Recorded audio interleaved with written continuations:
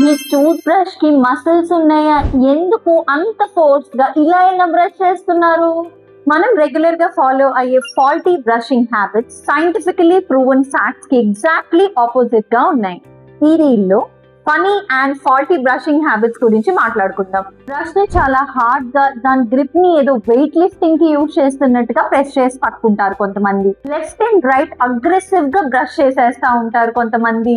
20-30 seconds లో finish చేసేయటం. Back teeth ని అస్సలు బ్రష్ చేయకుండా, అంటే కొంతమంది అనుకుంటారు అది చాలా స్ట్రాంగ్ అని, దానికి అసలు బ్రషింగే అవసరం లేదని. ఎందుకు? ఫ్రంట్ టీత్ సెలబ్రిటీస్ అయితే బ్యాక్ టీత్ ఏమన్నా సైడ్ యాక్టర్సా? అలా వదిలేస్తే ఎలా?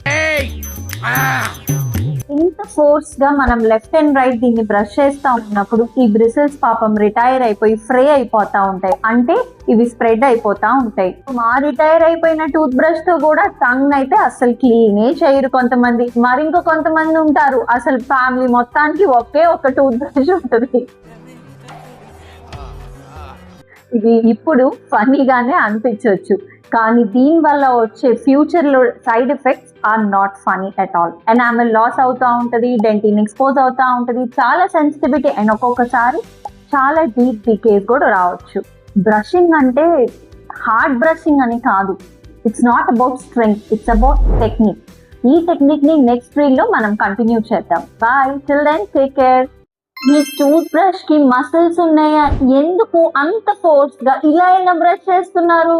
మనం రెగ్యులర్ గా ఫాలో అయ్యే faulty brushing habits scientifically proven facts కి ఎగ్జాక్ట్లీ ఆపోజిట్ గా ఉన్నాయి. ఈ రీల్లో funny and faulty brushing habits గురించి మాట్లాడుకుందాం. బ్రష్ ని చాలా హార్డ్ గా దాని గ్రిప్ ని ఏదో వెయిట్ లిఫ్టింగ్ కి యూజ్ చేస్తున్నట్టుగా ప్రెస్ చేసి పట్టుకుంటారు కొంతమంది. లెఫ్ట్ అండ్ రైట్ అగ్రెసివ్ గా బ్రష్ చేసేస్తా ఉంటారు కొంతమంది. 20-30 సెకండ్స్ లో ఫినిష్ చేసేయటం. బ్యాక్ టీత్ ని అస్సలు బ్రష్ చేయకుండా, అంటే కొంతమంది అనుకుంటారు అది చాలా స్ట్రాంగ్ అని, దానికి అసలు బ్రషింగే అవసరం లేదని. ఎందుకు? ఫ్రంట్ టీత్ సెలబ్రిటీస్ అయితే బ్యాక్ టీత్ ఏమన్నా సైడ్ యాక్టర్సా? అలా వదిలేస్తే ఎలా?